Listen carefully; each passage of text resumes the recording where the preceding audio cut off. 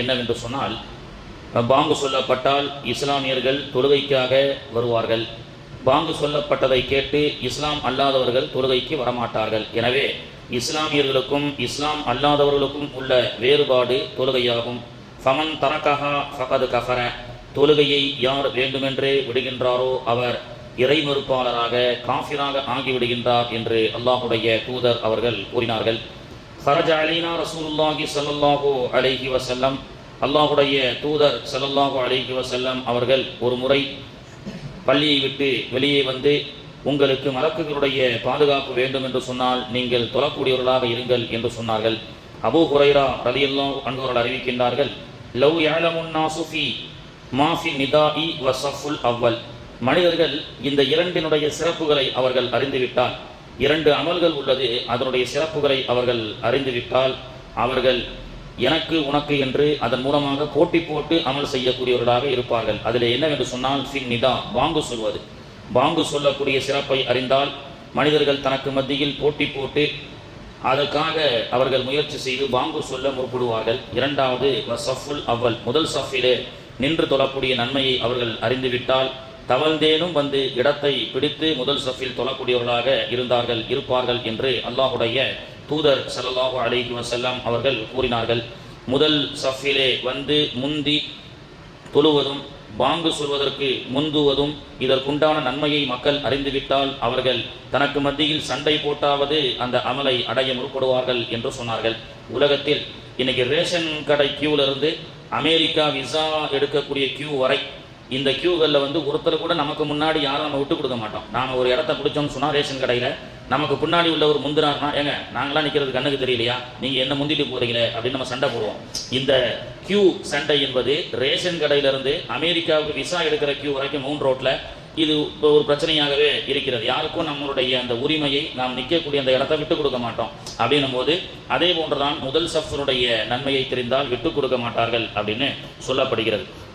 கண்ணியத்திற்குரியவர்களே, இன்று இஸ்லாமியர்களுக்கும் இஸ்லாம் அல்லாதவர்களுக்கும் உள்ள வித்தியாசம் தொழுகையை கடைபிடிப்பதும் தொழுகையை விடுவதும். ஏனென்றால் தொழுகையை மட்டும் ஏன் அப்படி சொன்னாங்கன்னா, இஸ்லாம் அல்லாதவர்கள் விரதம் என்ற பெயரிலே நோன்பு வைக்கிறார்கள், இஸ்லாம் அல்லாதவர்களும் தர்மம் செய்கின்றார்கள், இஸ்லாம் அல்லாதவர்களும் புனித யாத்திரையை மேற்கொள்கின்றார்கள். அப்போ யாத்திரைக்கும் அவர்கள் செய்கிறார்கள், நோன்பும் விரதம் என்ற அடிப்படையில் கடைபிடிக்கிறார்கள், தர்மம் என்ற அடிப்படையில் தர்மம் செய்கிறார்கள். அப்போ இஸ்லாமியர்களுக்கும் இஸ்லாம் அல்லாதவர்களுக்கும் உள்ள வித்தியாசம் என்ன? தொழுகை மட்டும்தான். தொழுகை என்ற இந்த மன ஓர்மை, உடலுக்கு உண்டான உடற்பயிற்சி, யோகாசனம், இப்படி எதை எடுத்துக்கொண்டாலும் எல்லாமே உள்ளடக்கியது ஒரு தொழுகை. நேற்றைய தினம் பார்த்தீங்கன்னா யோகாசனம், த வேர்ல்டு யோகா டே அப்படின்னு சொல்கிறாங்க. வேர்ல்டு யோகா டே ஜூன் 21. பிரதமர்லேருந்து எல்லாருமே என்ன செய்கிறாங்க, யோகாவை பற்றி பேசுகிறார்கள். யோகானா என்ன?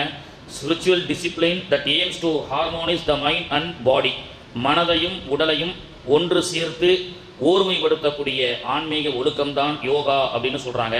ஆனால் அந்த யோகா என்பது மனிதர்களால் கண்டுபிடிக்கப்பட்டது. அது ஜூன் 21 அன்று கடைபிடிக்கப்படுவதால் த வேர்ல்டு யோகா டே அப்படின்னு சொல்லப்படுது. ஆனால் இந்த மனதையும் இந்த உடலையும் ஓர்மைப்படுத்தக்கூடிய தொழுகை என்ற பயிற்சி நமக்கு கடமையாகவே கொடுக்கப்பட்டது. மன் சல்லா சலாத்தி சுபஹி, யார் ஃபஜருடைய தொழுகையை தொழுவார்களோ ஃபஹுவ ஃபீ திம்மத்தில்லா, அவர் அல்லாஹ்வுடைய பாதுகாப்பில் இருக்கக்கூடியவராக ஆகிவிடுகிறார்.